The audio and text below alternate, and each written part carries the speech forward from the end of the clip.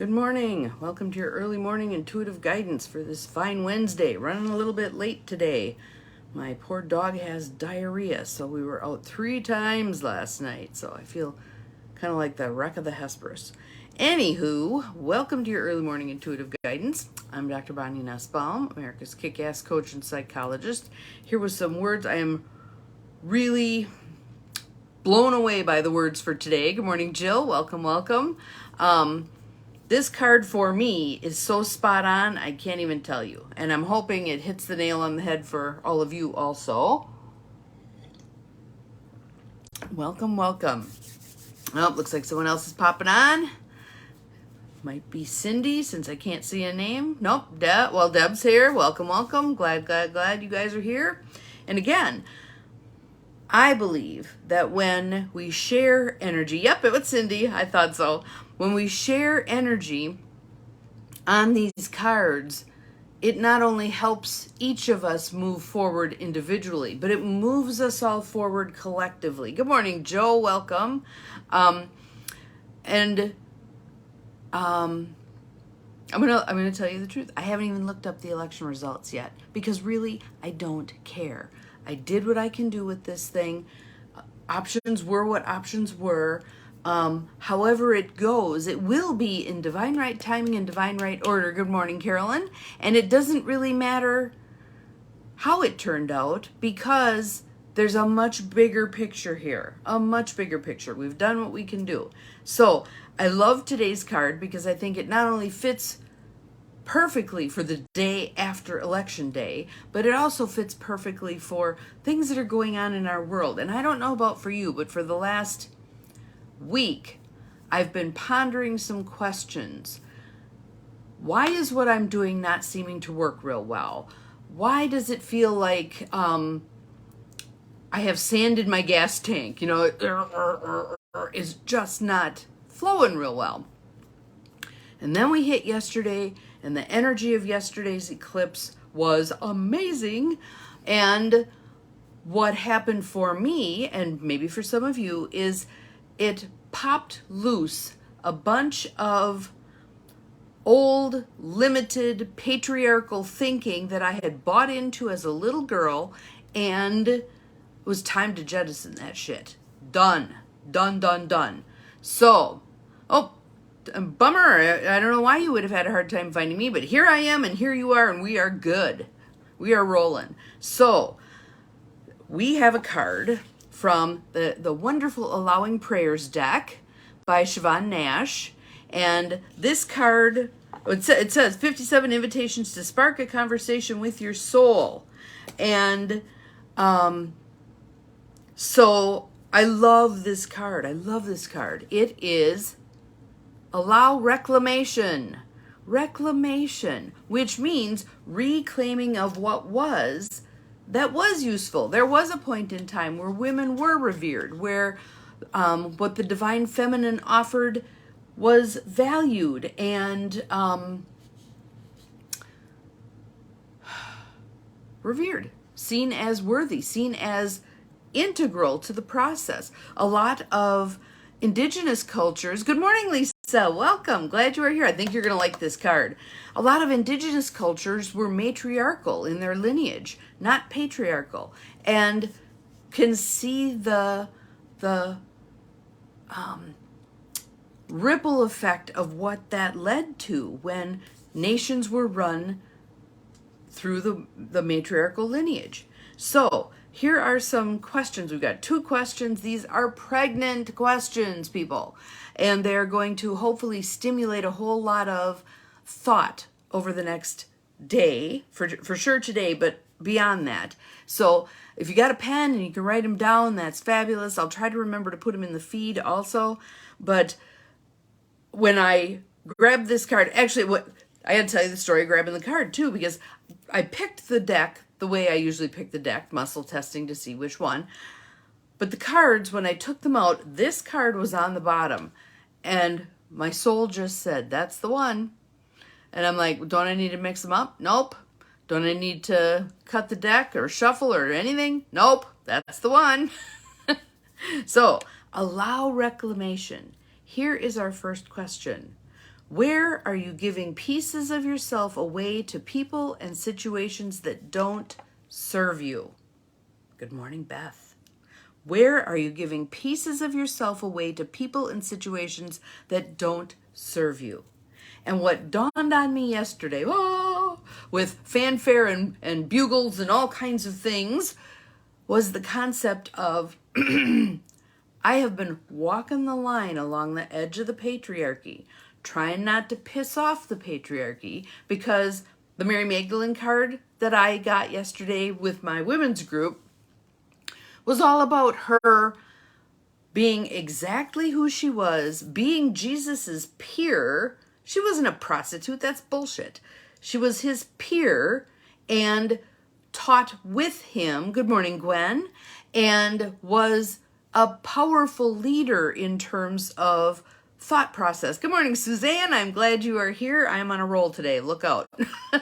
So even though the patriarchy over the centuries has denigrated Mary Magdalene and tried to turn her into something she wasn't and tried to not let her be what she was a powerful, powerful woman influencing minds at that time. And we are all powerful, powerful women influencing minds at this time. Okay? Bonnie's on fire. Yes. So, and I wasn't. Yesterday I was in a state of what the actual hell here. But pieces began to fall into place. And so go back to that first question here. Where are you giving pieces of yourself away to people and situations that don't serve you? I very easily fell into caretaking with my father, okay? He's having some issues. They're there. He's still not wanting to be taken care of and walking a line between how do I do enough to be of support to a family member who needs some support, but not too much that it feels like he's, it feels like he's being infantilized, being disabled when he's capable of doing a whole lot. And I do have a mind that is very fertile and can create all kinds of bad scenarios. What if this happens? And what if that happens? And what if he falls down the back steps and blah, blah, blah. I got to get over that. That does not serve me. And my tool is answering the what if. Answering the what if. Okay? So, yes. Yes. Exactly. So now I don't have to put it in the feed because Jill just did. Thank you, thank you. Where are you giving pieces of yourself away to people and situations that no longer serve you? So for me, giving myself away to patriarchal thinking, women must take care of people, blah, blah, blah, all that crap, right? And women must subrogate their own needs and their own path in life to other people's paths. No, not so much anymore. So, here's the second question. Are you ready for this one? If you reclaimed those parts of you, what might that open space for in your life? If you reclaimed those parts of you, what might that open space for in your life? First thing that popped into my head this morning when I read this question was, it opened space for me to actually create the intentional community that I've been all fired up about for a couple of years. Yes, Codependency 101. Amen and hallelujah. And the thing about it is we've been so steeped in it as women that we don't even realize we're there. We don't even realize we're doing it. We so smoothly and subtly adjust ourselves to the men around us that we don't even realize what we've done. But these two questions really make you look at it, don't they? Where are you giving pieces of yourself away to people and situations that don't serve you? And if you reclaimed those parts of you, what might that open space for in your life? Okay, so I'm going to give you one of mine. I am done making meals here, all right? Since April, when I moved in, I've made it my responsibility to make lunch and supper every day. I'm not doing that anymore. There will be food here. Some of it will be deli stuff. Some of it will be things I like to eat. My dad's a meat and potatoes guy, and forget the potatoes, all right? So if he wants to be a carnivore, I can have all the shit here for him to be a carnivore. Doesn't mean I have to cook it. Doesn't mean I have to make it. Doesn't mean I won't, because I love to cook and I love to bake. So I will do those things when I feel like it. And if I don't feel like it, there'll be roast beef in the refrigerator. Have yourself a sandwich. All right?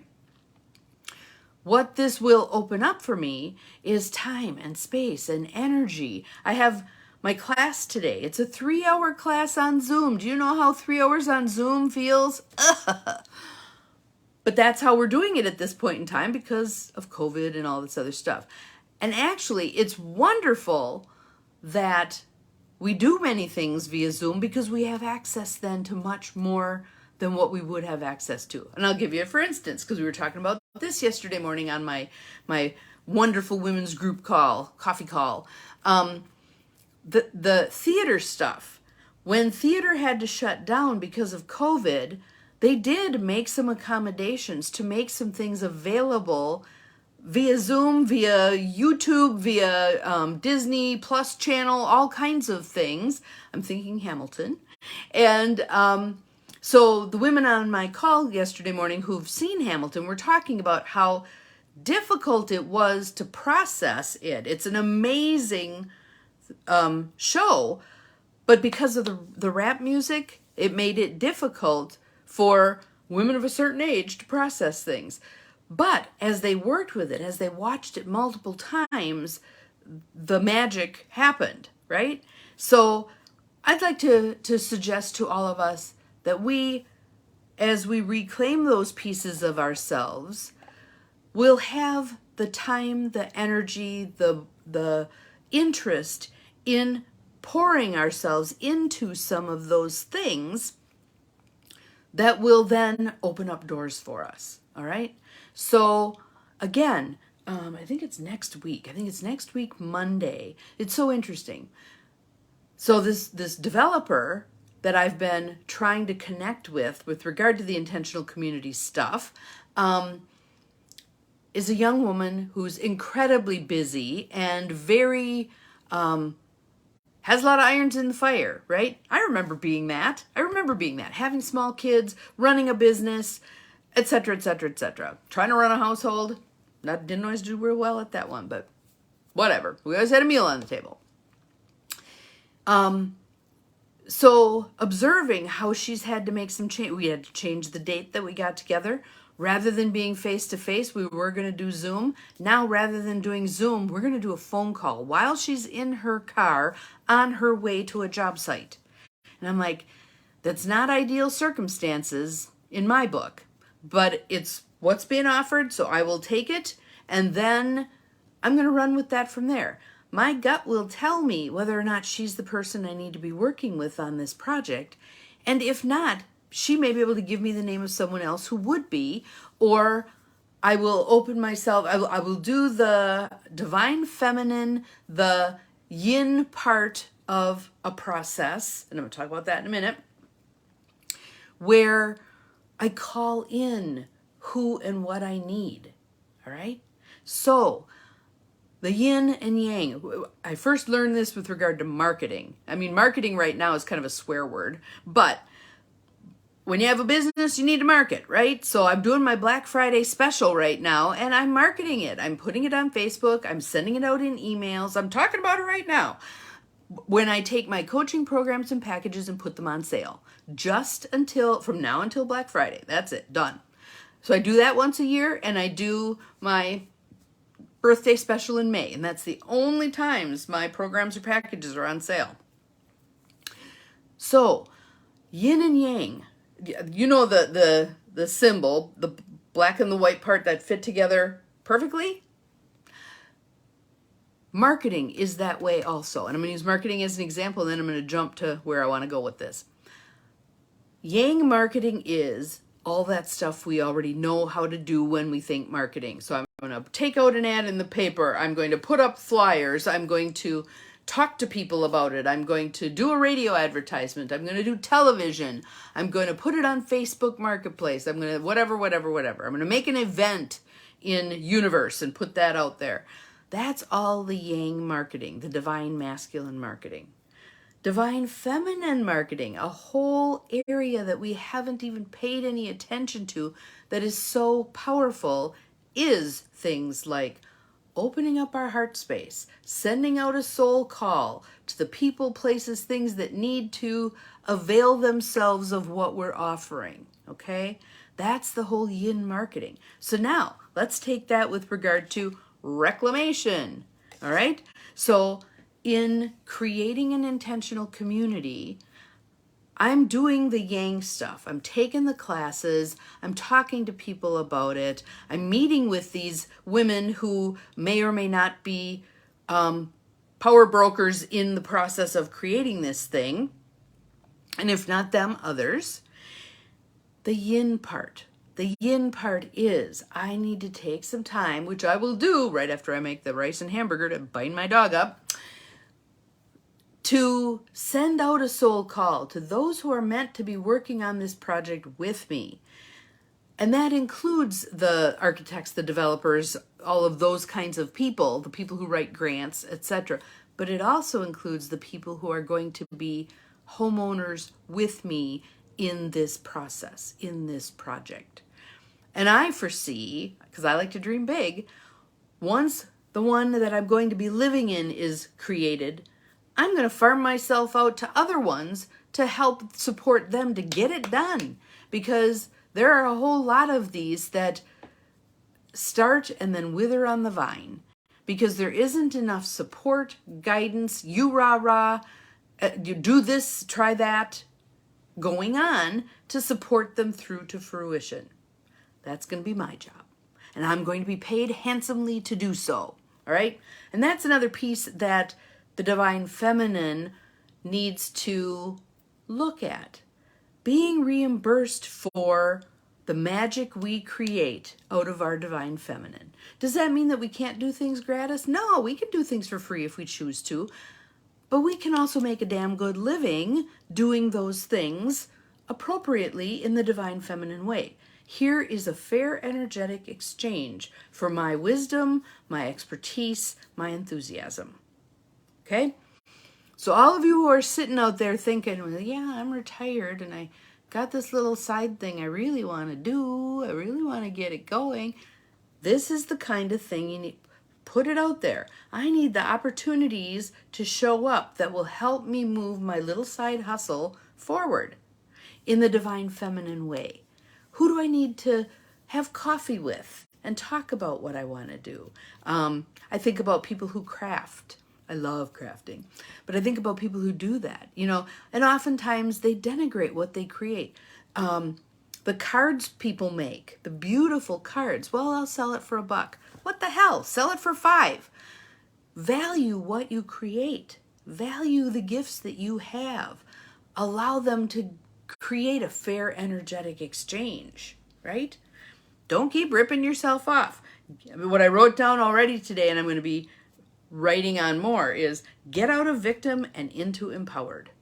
Get out of victim and into empowered. All right? So, allow reclamation. That's what we're working on today and moving forward. I want you pondering these questions. I certainly am. I'm going to be journaling on them after I make my cacao and get my rice started for binding up the dog. What are your answers to these two questions right off the get-go? Where are you giving pieces of yourself away to people and situations that don't serve you?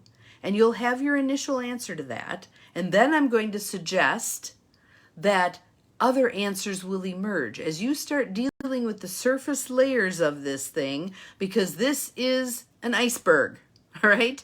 And the little tip of things, so like Gwen says, I adjust myself to all around me to keep the peace. That's the tip of the iceberg. That's the piece that you can see right now. I'm going to suggest to you there's this monolithic iceberg below the surface of awareness that has all kinds of pieces to it that we're going to be melting, chipping off, etc. over time, all right? Where are you giving pieces of yourself away to people and situations that don't serve you? And if you reclaimed those parts of you, what might that open space for in your life? So again, the book I'm reading right now, we should do a book club on this one, is Taking the War Out of Our Words. And I am marveling at the words that we can use to replace the words that we have used that don't work, or that incite conflict, all right? The win-lose language, the us-them language, all that stuff needs to go away so that we can directly look at someone and speak our truth in a calm tone and lay out predictions. If this, then that, and if this, then that. And then we let go of it. Whatever they choose, they choose. Does not matter really in the long run, because we've already declared what will happen if certain things happen. So I'll give you an example. One of the stories in the book is a woman who is the bookkeeper for her husband's business. He doesn't care about managing money well. So he writes checks and doesn't put them in the book. He grabs new checkbooks, leaves them lay on the footwells of his truck, having written a couple checks off him, but he leaves the checkbooks laying around. She's got checks all over the place. She's got checks that are bouncing because she didn't know he wrote a check for $10,000 for some damn thing, and she didn't put the money in the appropriate account to cover it. She then gets the collection calls. She then gets the mad calls from vendors, blah, blah, blah. She stopped doing it. She said to him kindly and lovingly, "This is not working for me. I don't want to be the one who has to field all of these calls from angry customers, angry vendors, collection calls, blah, blah, blah. This is the result of your behavior." Good morning, Kelly. "And if you continue to do this the way you're doing this, I will no longer do your books. I will do this, this, and this." And she spelled out very clearly what she would and would not do. Obviously, it's going to impact her because she's married to this person and this is their business, right? But she then said, if you do X, Y, and Z, I will take this back over. So she hands the whole thing to him. He starts getting the crappy collection calls. He starts getting the angry customers, etc. He cleaned up his act. He now lets her know when he writes a check. He writes checks in order. He puts them in the book. He hands her the money, the checks from customers that before he would just throw on the floor of his truck and never cash, and cash flow sucked and blah, blah, blah. So she just very kindly, clearly, directly stated, here's what's going to happen. He got mad. He was really angry about it, but he continued to mess it up. He then paid the price instead of her, and finally realized this has to change. This has to change. I need to value what she's contributing to our family business. So that's just one story, but there's tons of stories that we're all going to maybe share as we come together. I'm thinking there may be some kind of an online group we offer about this, a reclamation group. What parts of ourselves are we going to reclaim? And what are the implications of reclaiming it? Because there will be pros and cons to whatever we reclaim, right? So I want you thinking about it. I'm going to think about it. I'm going to write some stuff down. I may create a group out of this. We'll see what happens. That's a long YEMIG today. But I'm so fired up about this. I'm freeing myself today. I want you all to free yourselves today, even in little bitty ways. It could be just saying, no, I don't want to do that. Thanksgiving, are you the one who bears the burden of making the whole meal, cleaning everything up? Everybody else sits around burping, and you're the one cleaning up the mess. Maybe this year is the year where you say, I'm willing to cook, I'm not cleaning up. Or I'm going to buy the turkey instead of making it, and everybody bring a side. Or whatever it's going to be. Now is the time to begin to set some healthy boundaries for ourselves and to really take a look with a good eye. Good morning, Deb. We're just about done. But this is a good one, so hopefully you go back and watch it. This is the time where we're going to speak our truth kindly and lovingly, stand our ground, and move the world forward. Have an awesome day. We'll see you again tomorrow. Remember, you're capable of far more than you think you are. Bye-bye.